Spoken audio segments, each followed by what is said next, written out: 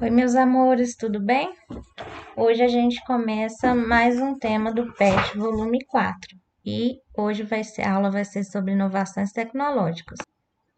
O desenvolvimento de tecnologias e de novos materiais é uma forma de aplicação da ciência. Pense, por exemplo, um equipamento que você usa diariamente, uma geladeira, um telefone. Imagine como que seria a sua vida se você ficasse uma semana sem eles. Não é fácil viver sem a tecnologia. O desenvolvimento tecnológico provoca mudanças que influenciam muito no nosso cotidiano, no nosso comportamento, o ambiente, o mundo de trabalho, as relações entre as pessoas e até seu aprendizado na escola. Na medicina, a tecnologia ajuda tanto na prevenção quanto no tratamento de doenças. A inovação tecnológica nessa área, juntamente com o saneamento básico e outras medidas, contribuem para diminuir a mortalidade infantil e aumentar a expectativa de vida da população. Tecnologias que permitem aos médicos obter imagens e registros do interior do corpo humano têm sido muito úteis. É o caso dos exames de mamografia, que é usado para detectar o câncer de mama, a ultrassonografia, a tomografia, a ressonância magnética. Os resultados obtidos ajudam os profissionais de saúde a fazerem diagnóstico mais cedo, aumentando as chances de tratamento e cura. Os avanços da eletrônica e da informática tornaram muitos equipamentos médicos mais compactos. Isso facilitou sua utilização em consultórios, tornando mais eficiente o trabalho dos profissionais da saúde, como, por exemplo, podemos citar o eletrocardiograma, que registra a atividade do coração na forma de gráficos, que é esse que está sendo apresentado aí na figura. Outra tecnologia que revolucionou a prevenção de doenças foi a vacinação, que diminuiu muito a incidência de doenças infecciosas, como a febre amarela, e já levou à erradicação de doenças como a varíola e a poliomielite. O desenvolvimento tecnológico na área médica tornou possível a sobrevivência de pessoas com doenças graves, melhorando sua qualidade de vida e colaborando para a produtividade no trabalho. Quando os rins de uma pessoa, por exemplo, estão muito prejudicados, ela pode recorrer a um aparelho que funciona como um rim artificial, promovendo a filtração do sangue em um processo chamado hemodiálise.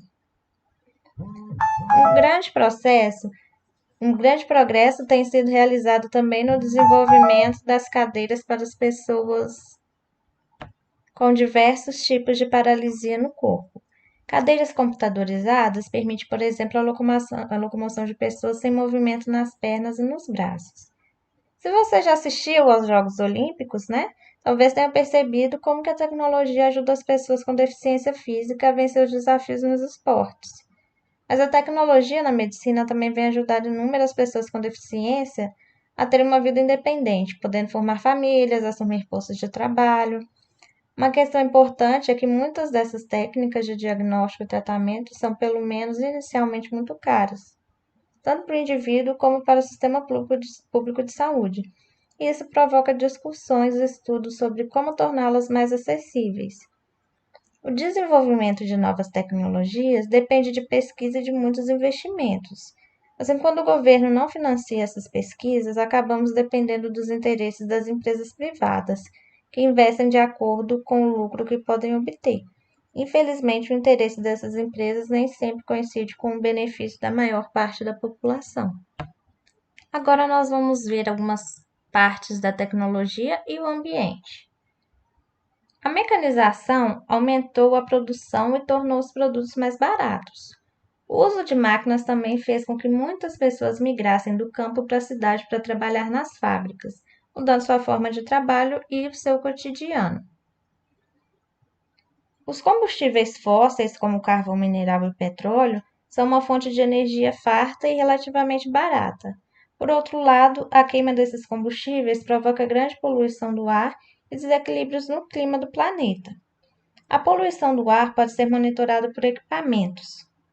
Ao mesmo tempo que avançam os problemas ambientais decorrentes da produção mecanizada e do uso de combustíveis fósseis, desenvolvemos novas tecnologias que utilizam cada vez mais fontes de energia renováveis, como a solar e a eólica.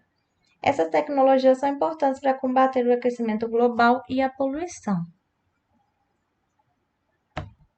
Para avaliar as características de um ambiente e o quanto ele foi alterado, seja por ações humanas ou por acontecimentos naturais, podemos usar indicadores ambientais, como o tamanho das áreas de florestas, a concentração de poluentes no ar, a quantidade de resíduos com destinação inadequada, entre outros.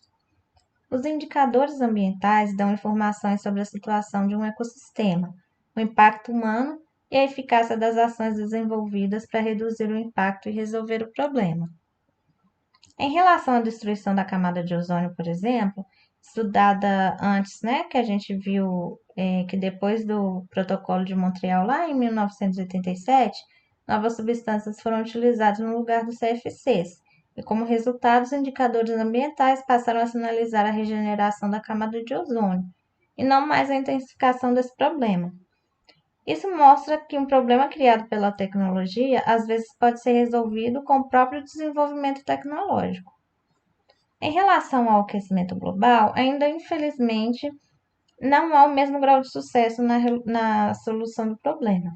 Embora as tecnologias para avaliar indicadores ambientais permitam obter dados cada vez mais precisos, ainda infelizmente não foi possível chegar a uma conclusão que realmente salvasse a Terra desse aquecimento global. Os cientistas estão usando os drones, pequenas aeronaves controladas à distância, para obter imagens e entender melhor as consequências das mudanças climáticas. O derretimento de algumas geleiras, por exemplo, está documentado em imagens feitas por drones. Infelizmente, a emissão do gás carbônico e a concentração desse gás na atmosfera, que se intensificaram a partir da Revolução Industrial, continuam aumentando. E nesse caso, a mudança não depende apenas de tecnologia de energia renovável, mas também de medidas dos governos para taxar a emissão de gás carbônico pela indústria, por exemplo.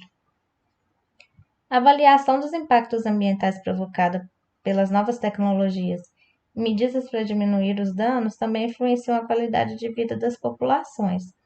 Na China, por exemplo, quando a poluição do ar atinge certos níveis, a população é alertada e sua rotina se modifica. As escolas fecham, as pessoas são orientadas a ficar em ambientes fechados e a produção nas indústrias é desacelerada. A gente pode ver aí pela foto o pessoal andando de moto, bicicleta, como que lá na China a poluição é muito grande devido à sua intensa atividade industrial. As transformações nas formas de comunicação são incríveis. Pensa como que você faria para se comunicar com seus amigos sem o telefone. Você ia escrever uma carta, ia visitá-los pessoalmente, mandaria um recado para outra pessoa. Atualmente, as possibilidades de comunicação são muito grandes. O telefone, por exemplo, permite manter contato com pessoas distantes. Os computadores estão cada vez mais presentes em todas as áreas: trabalho, lazer, estudo, produção de bens e serviços. Esse instrumento ali primeiro que a menininha está usando se chama ábaco e é um instrumento antigo que permite fazer contas rapidamente. Esse ábaco é formado por elementos de contagem, que são representados por pequenas bolas e podem deslizar ao longo de bastões, sendo que uma linha representa as unidades, outra linha as dezenas e assim por diante. Estima-se que o ábaco tenha surgido na Mesopotâmia há mais de 5.500 anos. Esse instrumento ainda é utilizado em algumas regiões para ensinar crianças a somar e subtrair. Embora hoje a calculadora, computador, tablet e smartphones tenham se tornado muito mais comuns. E você já viu a parte interna de um computador, de um celular? Esses equipamentos têm uma placa eletrônica com centenas de trilhas e componentes eletrônicos. O chip ou circuito integrado é composto de diversos componentes eletrônicos mais básicos, que controlam o fluxo de uma corrente elétrica. O chip pode ser usado para armazenar dados e realizar operações aritméticas em um computador. Quantos artigos, fotos ou vídeos você já viu na internet? Quantos sites que você já visitou? Quantas pessoas você já interagiu pela internet? A internet é uma rede de computadores interligados no mundo inteiro. Por meio dela é possível trocar dados e mensagens diferentes com pessoas, entidades de pesquisa, empresas, órgãos culturais e muitos outros. Enquanto um computador isolado acessa apenas as informações gravadas no seu disco rígido, máquinas conectadas à internet têm seu poder multiplicado milhares de vezes. Pense que a cada instante milhões de pessoas consomem, criam e compartilham dados, imagens, áudios e outros. Os avanços tecnológicos como a internet, os satélites de comunicação e os cabos de fibra ótica possibilitaram um acesso muito rápido a uma infinidade de serviços a partir de praticamente qualquer lugar do mundo. Essas inovações afetam diferentes aspectos da vida, como o trabalho, lazer e aprendizagem. Elas possibilitam, inclusive, que o ensino seja realizado à distância, como a gente está fazendo agora. E aí a gente consegue levar, né, ao conhecimento, acesso à educação, mesmo em locais distantes. E aí colabora para uma aprendizagem mais dinâmica e mais interessante. Essas novas tecnologias são importantes para facilitar o acesso à informação e melhorar a qualidade de vida e o acesso ao trabalho das pessoas com deficiência. É chamada acessibilidade, alcançada, por exemplo, por meio de programas que permitem que cegos escutem, gravem e imprimam textos.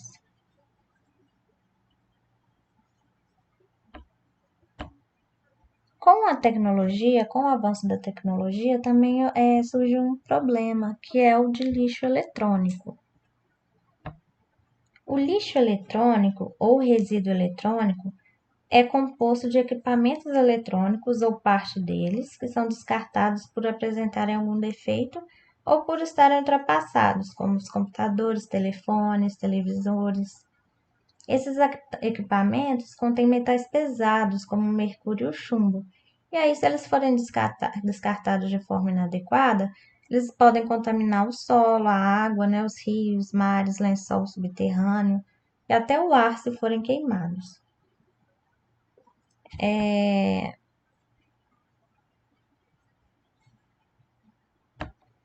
Os equipamentos eletroeletrônicos sem uso, eles devem ser entregues às lojas que os vendem ou às empresas que fazem a reciclagem.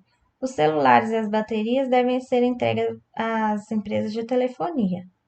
Ou então, se ainda estiverem funcionando, podem ser doados para organizações que promovem a inclusão digital, por exemplo.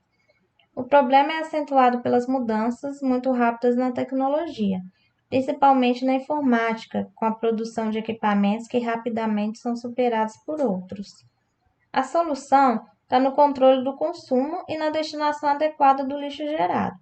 Novas tecnologias que aprimorem o reaproveitamento das substâncias nocivas serão muito úteis no combate a esse problema. Se vocês tiverem mais perguntas sobre o assunto, vocês podem me mandar a pergunta pela plataforma ou pelo e-mail.